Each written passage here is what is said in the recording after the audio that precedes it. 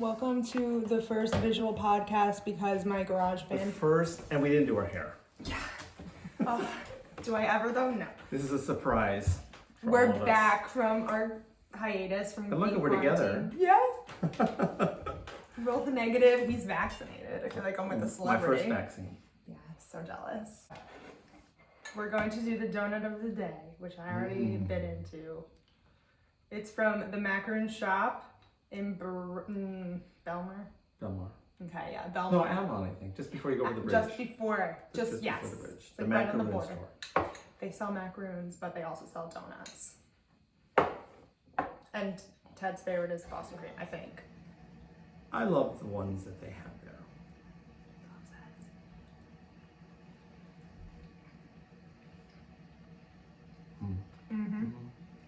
It's very good. We have some pour over coffee. It's Guatemala from Rook. It's my favorite.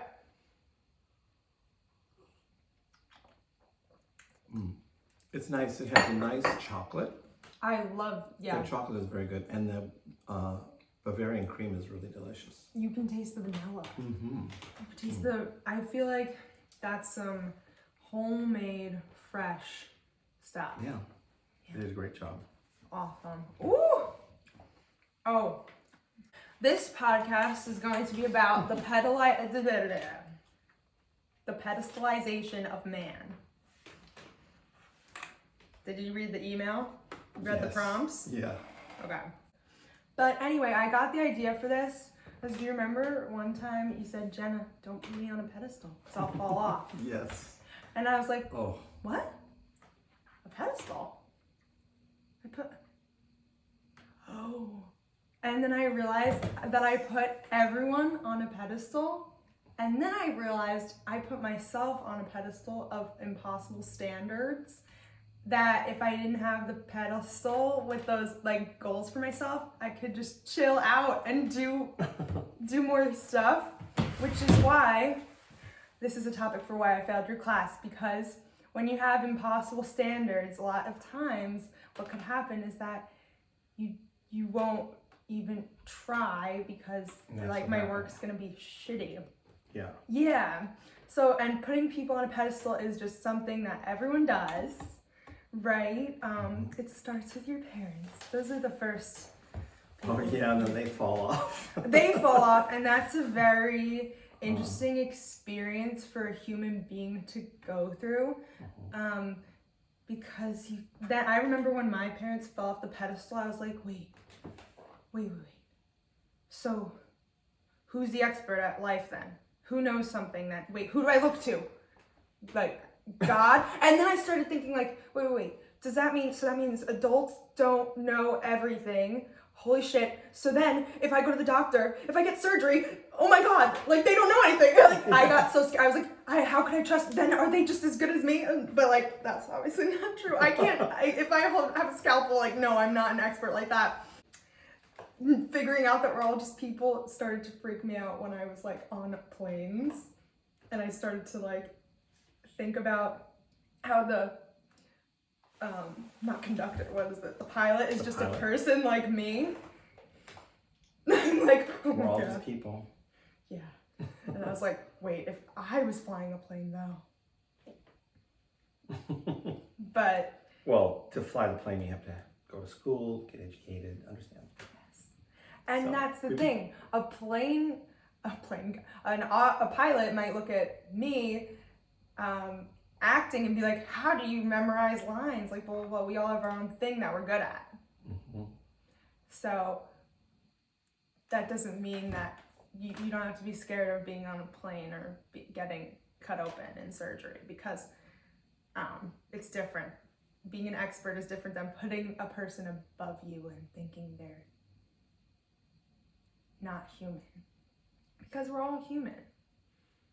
You have to be careful not to put yourself on a pedestal too, thinking that you're better than others. I think is important too. Yeah. You know. And I think that happens in education sometimes. Some teachers do that with their students, and that's not a good thing. Oh God. Yeah. They're like, I'm smart, you're dumb. I know what I'm talking about, right?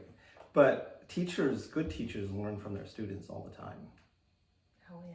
it's symbiosis. Yeah. And I might know more about whatever I'm teaching them because I studied it, or I looked at it, or I've been examining it for a couple of years, and it's new for them, but it doesn't mean that they're not capable of getting to where I'm at. Exactly, and it doesn't mean that they might give it to you in a different way, like refresh your knowledge because they give it to you in a new, like, I mean, they always tell us in acting, like, if you're stuck, look back to the basics, but also, if you're stuck anywhere, like, look to a novice. They might be trying it out in such a cool way that helps you so much, and just you had pride, or so you're like, thinking you're above that way, or that tactic. Yeah. Oh yeah, so I talked about a little bit how putting myself on pedestals and others helped me fail Ted's class. One thing is that when I was in school and I was like in class with kids, especially in English, I thought like for some reason there was like something I wasn't getting with writing, like the formula of writing. I just was so below everyone with it, like I didn't get what was happening, and because I just approach writing a different way and less structured sometimes. So when there would be example work in class, I'd be like, oh, that person just knows and they're so smart and they get it, and I don't think like that, so I don't get it. That's a barrier though too, when you think like that, definitely. It is. You know. It was definitely a barrier because you need diversity in writing. Why would you read a book that's written the same way every time? That would be so boring if all the books were written the same way and in the same format. But in my mind, I mean, and that's the way academia kind of grooms us when we're learning like the essay format. I remember learning the essay format in 4th grade, but the thing is, yes, learning the format. 4th grade? Yes. I don't think I saw it in 9th grade from you. Probably not. You didn't see much. No. But the essay format was, my 4th grade teacher was a stickler. Like she was like notoriously like difficult and really like had very high standards for her students, and she was scary. Everyone was scared of her, Miss Palmer, and I don't know where she is now, but everyone was so afraid of her. But you learned a lot from her? I learned so much from her. She was history and English. It was the first time we had switched classes too. It was 4th grade. So she had us do these 5-paragraph essays, and she taught us about like all our transition words. And it was very, concrete, which I still think is important. Yeah. But there's also, the sloppy side of writing and the creative side. And once you get to 9th grade and older, you get to like interpret it more with your essays. It doesn't only have to be a certain amount of paragraphs. Mm-hmm. You learn different ways. I don't know. You learn different ways of putting quotes in. And I thought, I don't know, I was just I didn't love that the most. But. Well, also because you were reading things you didn't like. Yes. Yeah. That's the other thing that makes it difficult. If you're writing about something you really enjoy, that makes it easier to write about it. Mm-hmm. That's true. But I put people on a pedestal. I put other students on a pedestal. And I find myself doing that too in like the work world. Like I will be like, oh, that person, like I work in publishing now. I get so scared that people are going to find me out for like not doing good in school. When I was a kid, I get so scared. Like, I'm like, all right, I was assigned to make this Excel sheet. I know, you're right. And you're literally my 9th grade English teacher saying that. That's very healing. Like, even when you looked at my cover letter once and you were like, this is good. I was like, thank God. Because then it's like, because that's the voice in my head. But I'm like, all these other people that I work with, my coworkers, we're probably honor students. We're probably National Honor Society students. And I'm scum. Like, that's literally a thing in my head. Like, I'm like, oh, all these other people, they did well in school. I didn't. I can't let them know how I just wouldn't do assignments because then they'll think I just won't do work or I won't show up for the client, but then I'm like, honey, oh my God, no. First of all, you're being paid. That's incentive. And second of all, you've grown and you do know your way around an Excel sheet. Yeah, I think there's a lot of uncertainty that comes to things when we start something, or whenever you just go a new day at work. There's uncertainty. Can I do this again today? Okay, yes, I can. That's my thing. There's this sense of self-doubt that you just have to overcome all the time. And I don't know if that's because, I don't know if it's true for everybody or for people who come from dysfunctional families, although I don't know too many people who don't come from dysfunctional families at this point. That's a good question. I think it's true for everyone. I think I said, why do you think we put people on pedestals? And I think a big part is because we don't know them as deeply as we know ourselves. Mm-hmm. And since we have to deal with ourselves 24/7, we're like, we see our ugly, we exist, warts and all. We're like, we can romanticize other people because we don't know as much about their lives. Yeah. Yeah. And even when you do find out more about their lives and you find out that they have flaws, that's actually, to me, that's a better reason to respect them, actually. Not put them on a pedestal, but respect. Yes. That's the difference, I think. I think that is so true. I mean, there's a difference because I guess once you break that barrier with someone and get to know them as a person, and you still stay, and then you get to know, and you guys work together, it's because there's respect there. Yeah.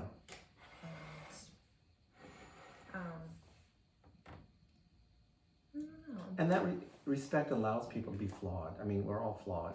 Yeah. And you have to be able to allow that with people. I mean, and that brings you closer too, knowing I think so.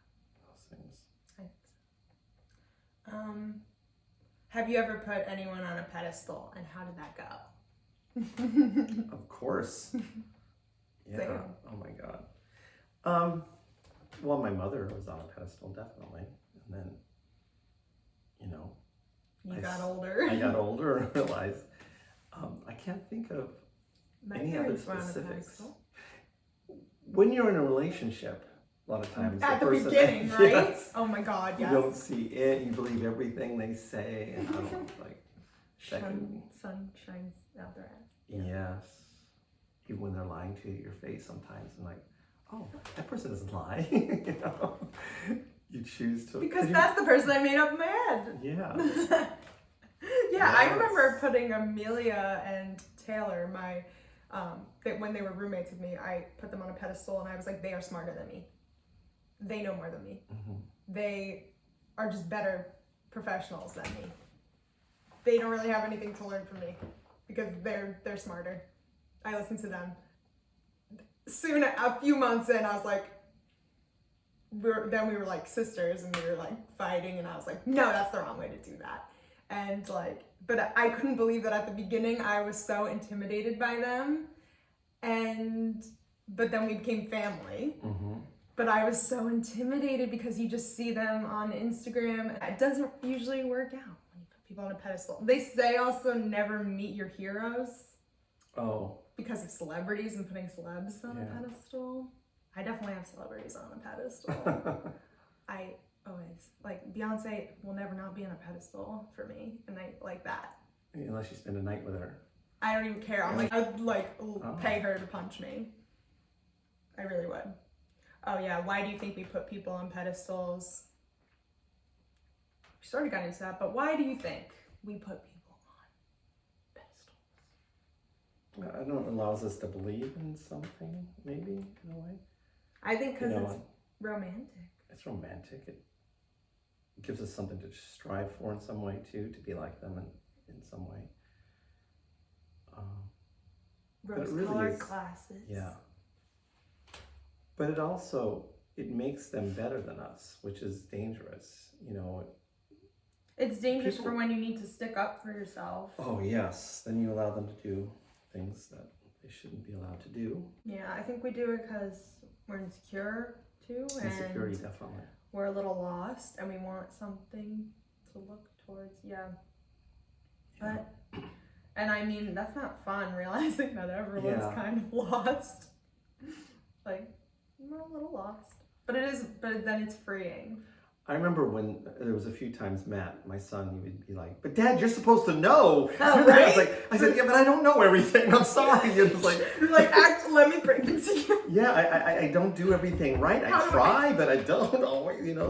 And the same thing happens in school with the students sometimes, you know. But I also I don't want. I remember when I was a kid, I thought the teacher was God. You know, they knew everything and they were perfect, and I had to do exactly what they said. But I don't want my students to feel that way. I don't want them to, you know, or anyone really, because we're human and we make mistakes. And so I want them to see that it's okay to make mistakes, so they don't beat themselves up all the time. Because when we have somebody on a pedestal and we're not as good as them, we're constantly telling ourselves, "Oh, I need to be as good as that person," or "I'm not good enough. I'm not good enough." And we gotta stop saying I'm not good enough. Yeah. Like today with my hair, you know, I don't think I'm good enough to be here filming this. I but think at the same time, perfect. you know? I think Anyway. he looks great. So, thank you. But that's just that. But yeah, that's also the best way to have a good learning environment, is to present to the kids, this is the mistake zone. I make mistakes. As your leader, I am just as good as you. Yeah. And you have a right to speak up for yourself, defend yourself, you know? Whereas, don't just do everything I say. And I used to tell Matt that too, because my son, because he was like the perfect little boy. And I said, "Matt, do something wrong. Go light some shit on fire. It's okay, you know." Go vandalize something, son. Yeah. Well, not vandalize. Go Do you believe one human being is better than another? Is this worded correctly? I don't know. No, I think that's what we're saying actually too. I don't think so. People are better at certain things, but they're not better than another person, you know. That's what I've been seeing things of like, remember, no one's better than you, and you're not better than anyone or whatever. But then I'm like, but some people are better at certain skills. But that doesn't mean like, I guess what it's getting at is like, we're all equal and deserving. Now, I think about somebody who is not nice to other people, you know. I know I was trying not to be political and say his name, but you can say. I mean, he's a human being who doesn't, or he's. I'm like, he's an asshole. Yeah, he totally is. So I'm like, I think I'm better than him. Think about, part of being human is taking care of each other, you know, is having compassion for others. That's part of humanity. I agree. You know? It's just like a matter of, I think it's the better thing oversimplifies it, but it's actually a matter of like the degree of accountability someone requires and just the work involved. I must say that Trumpism definitely challenged my soul, you know, as a person who cares about others. And there are extreme examples in history, and when you look at like psychological studies, you realize that the majority of people are not extreme examples like that. Yeah. Majority of people can be swayed either way. Which is both frightening and hopeful. How can we remind ourselves that we're only human?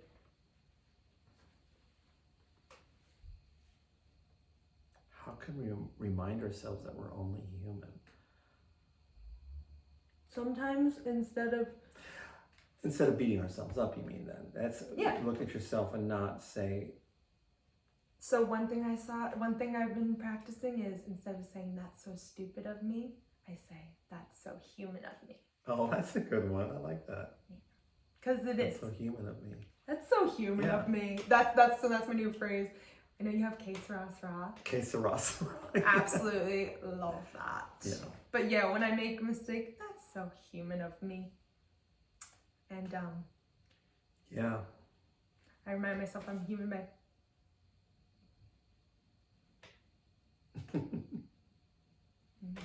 like, oh yeah, that's skin. Those are veins. What is a tool to combat putting people above yourself / being intimidated For example, if I'm scared of someone, I usually ask myself, who does this person represent? Usually my parents. Well, another thing Those is are the people who were your first gods. reminding yourself that that person is human. Just like you have to remind yourself that they're just human, and they have a position over you for a certain reason. Yeah, they're my boss. They're my boss. It's Does that scary. make them better than me because they're my boss? No. No. It just means they're managerial. To remind That they're you. human and they make mistakes too. It doesn't mean you have to follow through with whatever their choice was. Yeah. You know, if you don't agree with it. I try to think of the person like in an embarrassing moment. Oh. Or I'll ask them, like, if I'm feeling really embarrassed, like, just tell me about an embarrassing moment so I can understand that you've been there too. I don't think I think that way at the moment. Really, like, feeling so much less than, I'm like, they've probably done something embarrassing too, so. Yeah. And they're human and stuff. That's We all have bodily functions. Yeah. Too. We're all human. Conflict though too. I mean, if it's a volatile conflict that we have to deal with right then and there, then I'm more clear-headed at school if it has to do with a student and I can see what's going on and I can fix that. But if I'm involved and I'm stuck in a position or I'm angry about something, I always have to say, okay, I gotta wait. We're gonna talk about this later. I can't do this right now because I need to think about it, you know? Pause. I pause, yeah. This is your reminder to take a good pause. If you're angry or if you're in the middle of work and you just feel burnt out, you don't know how to solve a problem, take a pause. All right. Breathe. Okay, now I have favorite solitary and self-esteem building activities because I feel like some tools to help me feel better about myself is to do things alone and do things that are like building my self-esteem. So what are things you do? Dancing. Yes! Working out, I like that. Running, I love to run, and that's great. Working in the garden. Yes. Oh my God, that feels so good. That's why I want to get out there today and go do that. I'm not jealous. Yes, it's spring. It's the first day of spring. You know I love Get those pulling the weed. Oh, yeah. Oh. I actually saw something on TikTok that it said if you stick your hands in soil for 10 minutes or so, like it has the same effects as Prozac. Oh, really? I'm like, oh, that's probably that. why I was so into pulling the weeds this summer. She pulled so many weeds. So fun. I felt so amazing after like touching the dirt and like the dirt. I know, isn't that great? So when I was working in Brooklyn, you know, we built a garden with my students, and we would just go out there and put our hands in the dirt, you know. And we had a yew. There's a lot of yews around here. People have them in the front of their houses, but this was a tree. And when we first started building the garden, it was a big round bush. And so I trimmed it so you could see all the different branches or arms of the tree. And so I used to teach, and the kids would sit in the tree, and I'd sit under the tree, and I'd read them a story and stuff like that. And that was always so healing, you know. It was really wonderful. The garden's still there, by the way. Where in Brooklyn? Ditmas Junior High School, Intermediate School 62. That's, yeah. I want to go see it. Oh my God. We built the path and everything. It was cool. Oh. I let the kids design it, and then yes. we had a little contest. That's so nice. Cool. Oh, it is so healing. That dirt. I need some dirt. Alrighty. Now this is time. We're wrapping it up for the off-topic question, which is something that's been trending on TikTok recently. Everyone's been making their own dream Socratic seminars on TikTok with some freaky, polarizing, scary people. One person put Joffrey from Game of Thrones in theirs. I was like, that would actually be kind of fun. Have you thought about? I don't. Here, so in mine, here I listed mine. Lenore. Yes. Yes. I was gonna say Lenore and you, but also for the eccentric people, Stephanie Myers, the writer of Twilight. I don't know why I've never heard her talk. I want to hear what she has to say. Paul Rudd. I would want him there mostly because he's hot. Oh. Anyway. I just saw a good movie with him in it. What movie? It's I love him. He's my crush. Paul Rudd. Well, he's coming to the Socratic Center. Tom Felton, who plays Draco Malfoy in Harry Potter. I just kind of want, he's really cute too. That's cool. You put a lot of thought into this. Yeah. Jessie Cave and her sister BB Cave. So Jessie Cave played Lavender Brown in Harry Potter, because I got reminded of her. And she's amazing. She's an artist. And her sister BB is really cool too. I watch their YouTube channel. I want them there. My grandma Barbara, who I never met. So I just probably want to hear her. I want to hear her opinions on whatever literature we'd be discussing. Also, she's my namesake. I'm Jenna Barbara. Dora the Explorer's cousin Diego. He's kind of hot too, so I would probably want him there for that. But also, I don't know what it was like to be like in the behind the scenes with Dora. Like, if he has anything to say about her, if she was like how she was behind the scenes, what his story is. Sarah Jessica Parker. I have things to say to her. I don't know what book we'd be discussing, but like, she always has something to bring to the table. So you would have... Lenore definitely would be there. Yes. Neha. Yes! And Emily? And Emily, yeah, I love them. Yes, me too. I'm coming to yours. Yeah. All the JSA I don't know, kids. I haven't thought about this enough, I think, to know okay. anybody else that I would have. Any celebs? I don't think that celebs are that important, really. When I think about it. like celebs. Maybe, what's her name? I'm so bad at names. Sophia. No, not Sophia. Sofia Vergara? No. Jojo Siwa. Meryl Streep. Ooh! Yeah, I like Meryl Streep, so I guess she's doing some good things for the world, right? I like her. I don't know. I don't know. I didn't think enough about this. And then you like kind of want to add some people in there who would like make it really like a really good fight. A good fight. Oh. Someone polarizing. I didn't really put anyone too polarizing in here. All right. I said Ted's fridge review. I have no idea what's in your fridge right now. Carrot cake. Ted. I made carrot cake last night, just as a whim. So I'll bring. I should have brought a piece up. I'll bring it home. Yeah. Hey, I'm here all night. I'm here all day.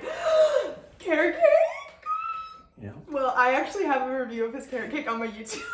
I was thinking while I was making it, that's what we should do one of the podcasts.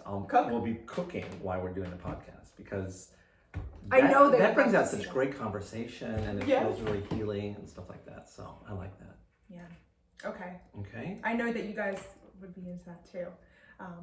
Thank you for being patient with us as we figured out quarantine and production. And you're probably gonna need to be patient again because my GarageBand, which is what I edit with, is not working right now. But Should I texted put it on Grace. the Apple computer downstairs? Maybe. Okay, we'll figure that out. Okay. All right, we love you. Have a good spring day. Yes. And a good spring. Second This is the first day. First day, isn't it? Oh. First or second? I don't know. It's the 12th. Okay. Thank you. And goodbye. Oops. Bye.